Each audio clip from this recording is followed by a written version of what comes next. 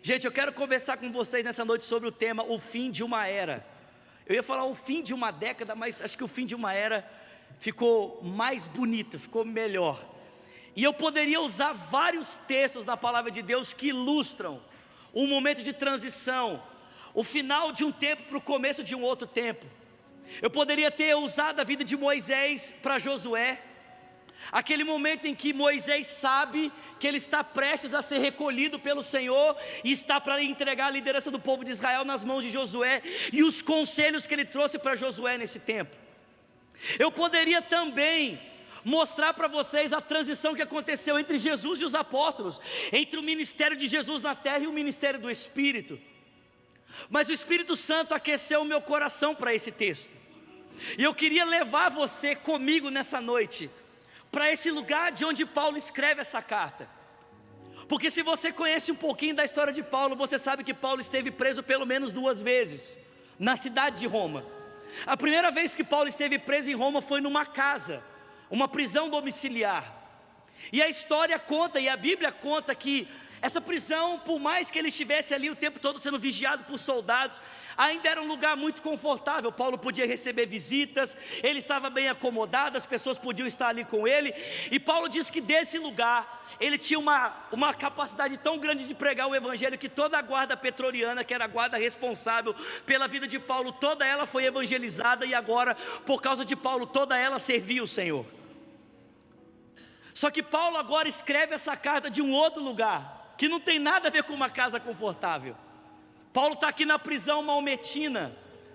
E se você assistiu aquele filme Paulo o Apóstolo, você sabe que o lugar onde Paulo está é desagradável. Ele é escuro, ele é úmido, ele é frio.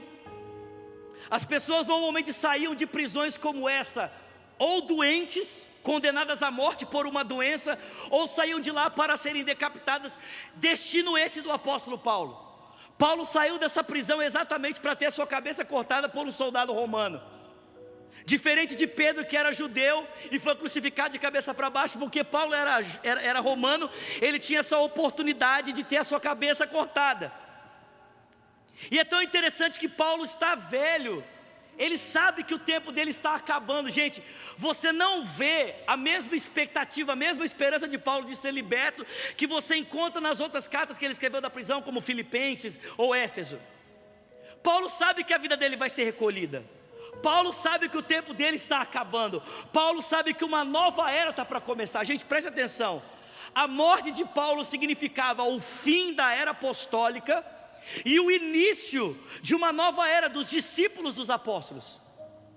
E como é que Paulo quer terminar esse tempo? Como é que Paulo quer terminar essa estação na vida dele? Quais são as palavras que Paulo diz nesse último momento, antes de o seu algoz entrar na cadeia, o chamar para decepar a cabeça? E nesse texto que nós acabamos de ler, Paulo fala pelo menos de 4 coisas que são extremamente importantes. E eu gostaria muito que você guardasse essas coisas, porque, querido, preste atenção, melhor do que começar bem é você terminar bem. Pastor Márcio diz essa frase: não importa tanto como se começa, mas como se termina. Nós estamos terminando um tempo na nossa vida, nós estamos terminando uma década, um novo tempo está para se abrir. E eu queria muito que você pudesse terminar essa década com esses mesmos marcos que Paulo carregava na vida dele. E que marcos são esses? Gente, o primeiro marco que eu vejo Paulo terminando a história dele, tirar essa jaqueta aqui, que já estou calor aqui. Não dá, gente, eu transpiro demais. Aleluia, maravilha de Deus. Qual é o primeiro marco que eu vejo Paulo terminando a história dele? O primeiro marco que eu vejo Paulo terminando a história dele é a história de alguém que quer terminar a sua vida sem deixar pendências de relacionamento para trás.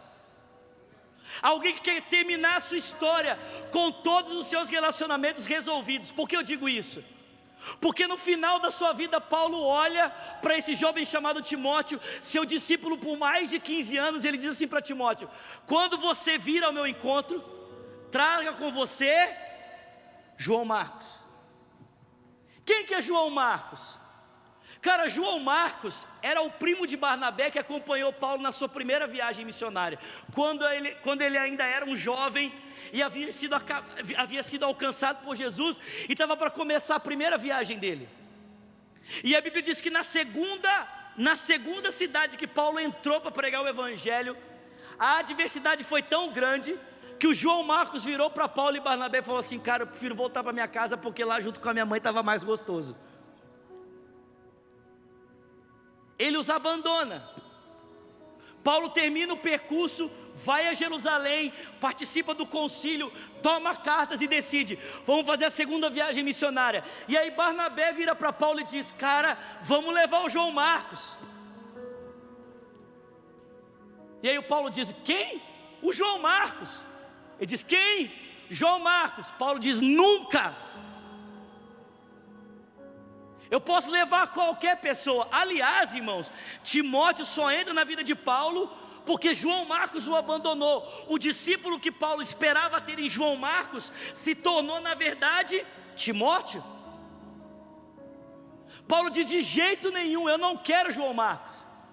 Mas Barnabé era primo do João Marcos, então Barnabé começou a defendê-lo. Presta atenção, gente. A Bíblia diz que por causa de João Marcos, Paulo e Barnabé discutiram. Só que, irmão, presta atenção, que vocês estão comigo aqui? A palavra que a Bíblia usa para discussão ali não é uma discussão apenas discussão. A palavra que o texto bíblico usa é que Paulo e Barnabé literalmente se exaltaram um com o outro por causa de João Marcos. Eu aprendo uma coisa aqui, uma coisa muito importante: cristãos nunca deveriam brigar, sabia disso? Mas eles brigam. Cristãos nunca deveriam discutir, mas eles discutem. Gente, Paulo e Barnabé brigaram e eles se separaram, e Paulo decidiu tomar com ele um companheiro chamado Tito e seguir viagem, e Barnabé tomou um outro com ele e seguiu viagem, Silas.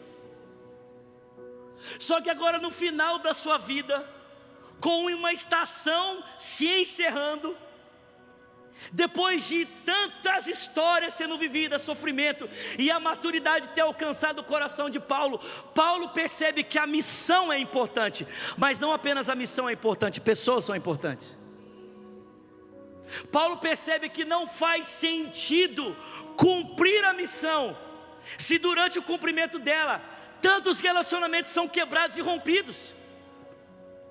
E é por isso que no final da sua vida ele olha para trás e diz: cara, não apenas é importante o que Deus me chamou para fazer, mas é muito importante as pessoas que Ele colocou no meu caminho. Eu não quero terminar essa estação da minha vida com relacionamentos rompidos. Por favor, traz o João Marcos para mim, porque agora ele é muito importante. Cara, eu queria que você terminasse essa estação na sua vida considerando importante as pessoas que um dia você desprezou. Todos nós aqui temos pessoas que um dia entraram na nossa vida e por algum motivo você acabou discutindo com essa pessoa ou por causa dessa pessoa, e você acabou transformando essa pessoa em alguém desimportante.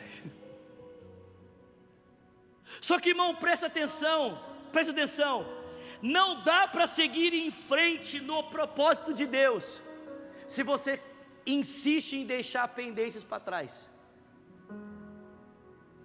Você está comigo aqui? É tempo de restaurar relacionamentos quebrados. Paulo disse: cara, traz o João Marcos, ele é muito importante, eu preciso dele aqui comigo. João Marcos é importante. Segundo, irmãos, Paulo termina a vida dele se apegando àquilo que é necessário, aquilo que é importante. Quando ele escreve para Timóteo, ele diz: olha, quando você vir me encontrar, traz a minha capa e os livros que eu deixei, principalmente os pergaminhos ou os livros de couro. Deixa eu dizer uma coisa para você: tanta coisa superficial na nossa vida não fazem sentido se a gente sabe que está diante da morte. Nós nos apegamos a coisas que são superficiais, que não fazem sentido nenhum, mas a consciência de mudança de tempo fez Paulo entender: eu preciso me apegar ao necessário. Ou seja, ele precisava de uma capa para se cobrir do frio, porque ele era velho e a prisão era gelada, e de um livro para o manter alerta, concentrado na solitária em que ele estava. Deixa eu dizer uma coisa para você: talvez você esteja desgastando a sua vida para adquirir um tanto de coisa que não faz sentido nenhum e que não vai te impulsionar de forma nenhuma para a próxima etapa. Meu irmão, eu e você deveríamos estar nos apegando apenas àquilo que é necessário, importante, primordial, fundamental. Vocês estão comigo aqui? Ralando para ter algo que não precisa, com o dinheiro que não tem, para parecer o que nunca vai ser. Gente, preste atenção: o que rege as expectativas da nossa vida? O que rege as expectativas do que nós pretendemos nos tornar? Eu vejo que muitos de nós aqui estamos norteando a nossa história pela expectativa de nos tornarmos algo relevante dentro de um modelo, irmãos, que muitas vezes não faz sentido nenhum na palavra de Deus. Nós queremos uma relevância que só faz sentido dentro de um segmento, mas não faz sentido nenhum na vida real. Onde estão, preste atenção, onde estão as pessoas que querem deixar marcos na história por uma vida de abnegação como Madre Teresa de Calcutá? Onde estão as pessoas na história que querem deixar marcos por uma vida de abnegação como Martin Luther King? Sabe como as pessoas querem marcar a história hoje? Com os seus milhões de seguidores e a sua publicidade nas redes sociais. Isso é um problema? Não, isso não é um problema. O problema é que nos faltam pessoas que nos inspirem para uma vida que seja relevante em outras maneiras. Uma vida que seja relevante de outras formas, de outras possibilidades. Uma vida que marca a história dos outros, não pelos likes que possui, mas pela doação de uma vida entregue a um propósito que transforme gerações. Cara, Paulo termina dizendo: o importante, o fundamental é isso aqui. Isso aqui é o essencial. O essencial é: eu preciso da minha capa. O essencial é: eu preciso dos meus livros. Sabe o que eu acho sensacional? É que o cara que inventou o que nós gastamos a maior parte dos nossos dias se entretendo com ele, o Steve Jobs, que inventou o iPhone, terminou a vida dele dizendo: nada disso faz sentido no momento em que estou. Nada disso faz sentido. Toda a glória que eu recebi, todos os aplausos e elogios, nada disso faz sentido agora. Ele termina a vida dele dizendo assim: cara, se eu pudesse, eu teria vivido uma vida diferente, pautada em valores diferentes. Eu fui um cara tão arrogante, fui uma pessoa tão orgulhosa, eu me debati com tantas pessoas. Sabe o que isso mostra para mim e para você? Isso mostra para mim e para você que nós precisamos nos apegar a valores fundamentais. Faça uma análise da sua vida. Quem são as 10 pessoas que mais impactaram a sua história? Se você fizer uma lista de 10 valores, pense em 10 valores que uma pessoa que marcou a sua vida deve ter. Você vai perceber que nesses 10 valores estão ali as pessoas mais comuns, estão ali as pessoas normais. Sua mãe, seu pai, um amigo seu. Talvez nenhum famoso se encaixe nessa lista de valores que são realmente significantes. Mas sabe o que é interessante? É que nós damos publicidade demais para aquilo que não deveria ter, e nos esquecemos de valorizar aquilo que é vital para a nossa vida o tempo todo. Se apegue ao essencial. Vocês estão comigo aqui? Se apegue ao que é importante, ao que é vital. Paulo terminou a vida dele dizendo: cara, eu não vou terminar a minha história com relacionamentos quebrados. Eu não vou terminar a minha história deixando pendências para trás. Eu quero ver João Marcos, a humildade de um apóstolo velho, reconhecer que está errado e se humilhar diante de um jovem para dizer: cara, eu errei com você, eu preciso me consertar. Um apóstolo que termina a vida dele dizendo: cara, o que é importante é só o fundamental, o necessário. No final da sua vida nada disso faz sentido. Aliás, irmãos, um outro personagem da história bíblica já tinha dito isso, Salomão, o cara mais rico que esse mundo já pôde ver, o cara que experimentou de tudo, fez de tudo, comprou de tudo, termina a vida dele dizendo assim: olha, jovem, quer um conselho? O meu conselho é: pode quebrar tudo, usa, faz o que você quiser, só não esqueça que no final da sua vida você vai prestar conta ao seu Criador. Essencial. Terceiro, irmãos, Paulo termina a vida dele desapegado do legado que ele construiu. Paulo termina a vida dele desapegado de tudo aquilo que ele ofereceu, de tudo aquilo que ele depositou na vida das pessoas. Eu não sei se você percebeu isso, mas olha o que o Paulo disse. Paulo falou assim: no dia em que me chamaram para mim fazer o meu depoimento, no dia que me chamaram para apresentar a minha defesa, ninguém compareceu para me defender. Você tem ideia de quantas vidas Paulo levou a Cristo? Você tem ideia de quantas famílias foram transformadas pela vida desse homem? Quantas histórias ele impactou? Cidades inteiras que foram mudadas pela história e pelo chamado desse homem. Quanto sofrimento, quantas privações, noites em vigília. Vocês estão comigo aqui? Orações intermináveis pela igreja. E gente, olha que loucura. No dia que Paulo precisou de uma pessoa para estar ao lado dele e dizer assim: eu conheço esse cara, o que estão dizendo contra ele não é verdade, ele é um homem de Deus. Paulo diz que ninguém compareceu para estar ali.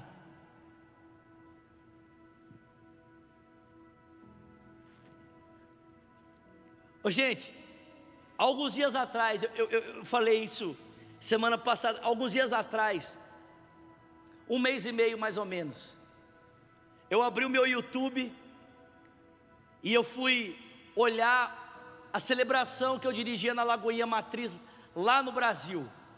Por 12 anos eu dirigi um culto chamado Culto Cristo Vivo. Acontecia às 8h30 da noite.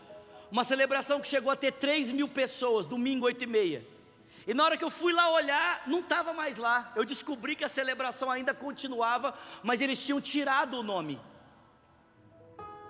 O pastor Lucinha assumiu o culto juntamente com o pastor Richard, e por causa dessa transição eles preferiram tirar o nome e colocar um outro nome. Na hora que eu vi aquilo, cara, meu coração ficou pequenininho. Falei, cara, 12 anos servindo, pô, e os caras agora assim, chuta tudo. Mas naquela hora que eu estava ali pensando nisso, nessa minha indignação do legado que eu construí, sendo agora aparentemente invalidado por outras pessoas, eu ouvi o Espírito Santo me chamar, falar assim: Vinícius, vem aqui que eu quero conversar com você. E eu dobrei os meus joelhos, e eu ouvi o Espírito Santo falar claramente comigo: eu quero que você queima tudo. Eu quero que você entregue tudo. Eu quero que você deixe tudo. Porque não é possível eu impulsionar você para algo novo se você continua cogitando as pontes com o velho.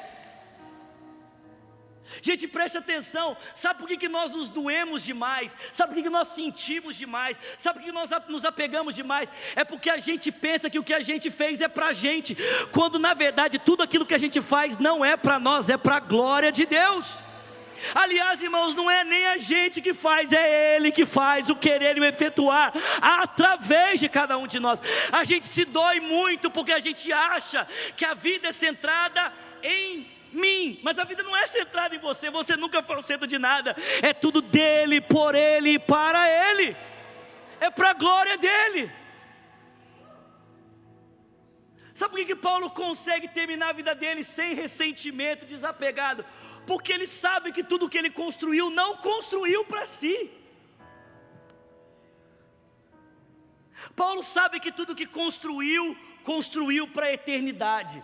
Paulo sabe que tudo que viveu para a eternidade. Irmão, presta atenção, o Paulo não está esperando recompensa nessa vida. A recompensa que ele espera vem de outra mão, vem de outra pessoa. Ele está muito aliviado dos aplausos humanos ou do reconhecimento que as pessoas possam oferecer a sua fidelidade prestada por muitos anos. Paulo está muito mais interessado na glória do Cristo do que na glória das pessoas. Ninguém compareceu. Olha o que Paulo diz: não tem problema, Deus esteve comigo, e que essa falta das pessoas comigo, que o Senhor não impute a elas. Eu já vi isso em um outro lugar. Eu já vi essa palavra em outro lugar.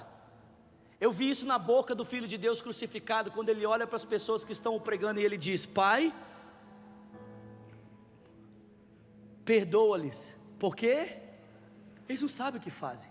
Eu vi isso também na boca de Estevão em Atos capítulo 7, quando ele está sendo apedrejado, ele volta os olhos para o céu e ele diz: eu vejo Jesus de pé à direita de Deus, ele está esperando por mim. Jesus, perdoa eles, porque eles não sabem o que eles estão fazendo. Irmãos, Paulo vive uma vida desapegada.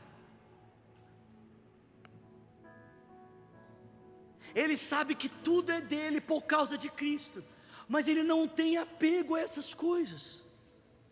E isso faz com que o coração dele esteja imune às ofensas até mesmo de pessoas que estão à volta dele. Por quê? Porque ele não vive na expectativa do reconhecimento que o outro possa trazer a respeito da história dele. Irmão, comece esse novo tempo, termine esse novo tempo com essa convicção no seu coração, em nome de Jesus. Essa convicção de que, cara, não importa o que seja necessário para que relacionamentos sejam restaurados, eu estou disposto, eu me humilho, eu peço perdão, eu ajoelho, eu beijo seu pé, eu oro por você, não tem problema. O que for necessário, eu estou disposto, mas eu prefiro ter paz com você.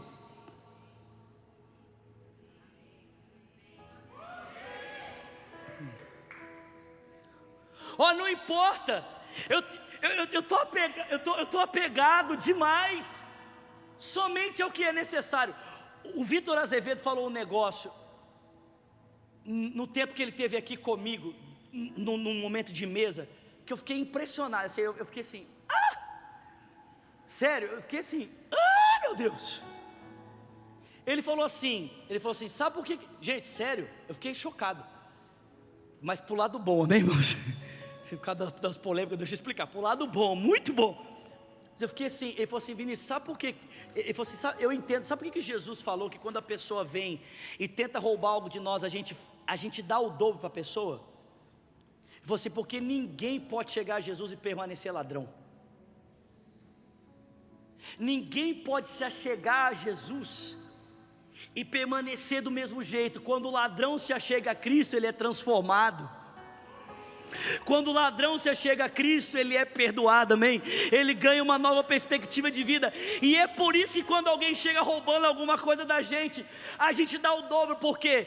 Porque ninguém vai sair da nossa presença da mesma forma que chegou. O cara chega para te roubar, mas ele sai abençoado. Você diz para ele: cara, você não precisa ser isso. E para provar que você não precisa ser isso, você não vai me tomar nada, eu vou entregar, e ainda vou entregar o dobro para que você saia daqui diferente de como você chegou. Mas gente, para a gente fazer isso, a gente precisa estar desapegado.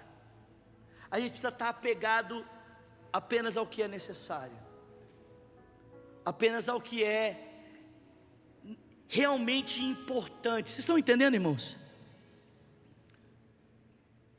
Terceiro, a gente precisa viver uma vida que não leve em consideração o nosso legado, o nosso feito pelas pessoas. Cara, o fulano não fez, e o ciclano isso, e o Beltrano aquilo, Irmão, é para a glória de Deus, amém? Se é para a glória de Deus, o que você está se importando tanto?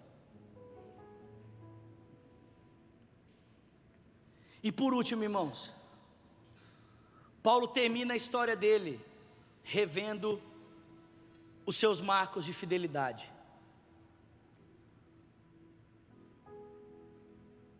Eu acho que se a gente pudesse traçar uma linha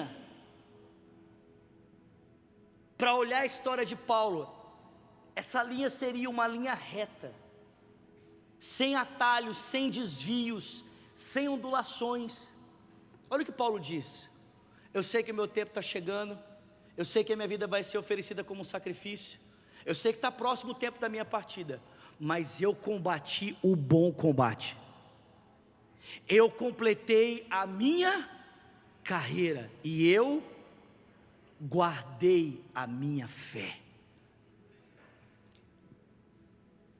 Abrindo parênteses aqui, eu vejo muita gente combatendo o mau combate hoje. Paulo combatia o bom combate. Eu vejo muita gente brigando por coisa desnecessária, se xingando, se agredindo por coisa desnecessária. O Paulo combatia o bom combate. Ele trilhou e completou a sua carreira, e ele guardou a sua fé, e guardou a sua fidelidade. Ele diz: agora eu sei que a coroa da justiça me está guardada, a qual o Senhor reto juiz me dará naquele dia, não somente a mim, mas a todos aqueles que amarem a sua vida. Gente, preste atenção aqui. Será que eu e você podemos olhar para a nossa história e pensar que os marcos que nós estabelecemos estão nos fazendo viver a vida que Deus sonhou para nós? Ou será que ao olharmos para trás e vermos os marcos da nossa história, a gente vai perceber que a vida que Deus sonhou para nós está passando longe do que nós estamos construindo?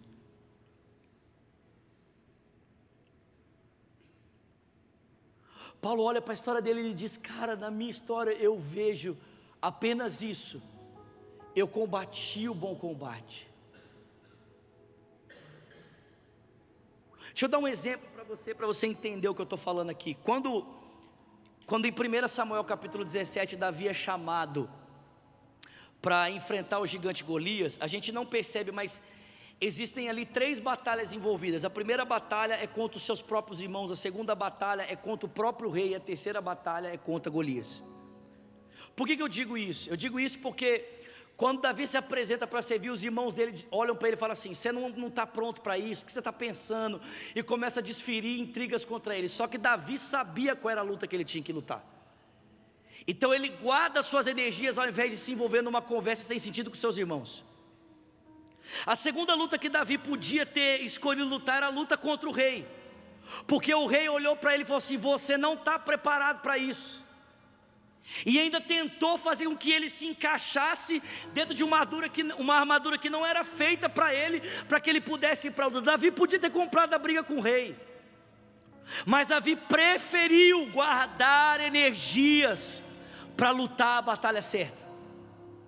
E quando Davi se apresenta diante de Golias, ele sabe, aquela luta não é dele, aquela luta é do Senhor. Ele diz: eu não vou contra ti com escudos e lanças, eu vou contra ti em nome do Senhor dos exércitos. Eu pergunto para você nessa noite: será que as lutas que você está se envolvendo, você pode dizer o que Davi disse? Não, essa luta aqui é uma luta em nome do Senhor dos exércitos, ou é só a sua luta? Essa luta é sua ou é a luta do Senhor? Porque, querido, se essa luta é só sua, não é o bom combate. O bom combate é o combate da fé, é o combate do Senhor. Para de se envolver em problema, irmão. Para de caçar confusão. Para de entrar em conflito que não é seu. Você está entendendo o que eu estou falando aqui? Hoje um cara veio me xingar no Instagram, eu publiquei uma arte divulgando o viradão, o cara veio me xingar, eu bloqueei nele. Aí veio um outro me xingar, bloque também. Eu falei: que é isso, pastor? Não, que é isso não. Eu não vou ficar gastando a minha energia com aquilo que Deus não me chamou para lutar, irmão. Eu só luto os combates do Senhor. Eu estou cansado de gastar a minha energia com aquilo que não vai resultar em nada. Eu combati o bom combate, eu completei a minha carreira, e eu guardei a minha fé, eu guardei a minha fidelidade. Eu estou terminando a minha vida sabendo que eu não misturei nada, eu não busquei atalhos, eu não dei um jeitinho, eu não manipulei as coisas, eu não comprei pessoas, eu não forcei as portas que Deus não abriu, eu não fui para onde Deus não me chamou para ir, eu não falei aquilo que Ele não me disse para falar. Irmão, a minha expectativa é que você possa estar terminando esse tempo na sua vida com esses marcos no seu coração. Os marcos de uma pessoa que não fica levando mágoa, não fica levando, não, os marcos de uma pessoa resoluta em resolver pendências, os marcos de uma pessoa que está apegada somente àquilo que é necessário, os marcos de uma pessoa que faz o que faz para a glória de Deus, está decidido a acrescentar na vida de outras pessoas, ainda que isso não resulte em nada. E por último, os marcos de uma vida que sabe que os combates que lutou resultaram em louvor para a glória de Deus, os marcos de uma pessoa que sabe que termina a vida baseado em fidelidade, em comprometimento, em não negociar aquilo que Deus preparou para a sua vida. Amém, irmãos? É assim que Paulo termina uma era. Se você assistir esse filme, Paulo o Apóstolo, você vai ver isso. No final da vida dele, Paulo está lá na prisão, e um guarda entra, chama ele para fora. Isso não está na Bíblia, mas se você vai encontrar isso nos livros de história da igreja. Gente, presta atenção. O guarda chama Paulo para fora e diz: Paulo, nós vamos levar você para você ser decapitado. Sabe qual que é o pedido de Paulo? Olha o pedido que Paulo faz: eu quero um tempo para orar. Ele dobra os seus joelhos, ele tem um tempo de oração, e minutos antes de a espada cortar a sua cabeça, Paulo diz: ao Senhor Jesus seja dada toda honra, toda glória e todo louvor pelos séculos dos séculos, amém. E é assim que ele termina a sua vida. Irmãos, a minha expectativa é que a gente possa terminar assim a nossa história, amém. Eu combati o bom combate, eu completei a minha carreira, eu guardei a fé. É uma mudança, é o fim de um tempo, o início de um novo tempo. E eu espero que esses marcos possam estar presentes no meu coração e no seu coração, para a entrada desse novo tempo, em nome de Jesus, amém.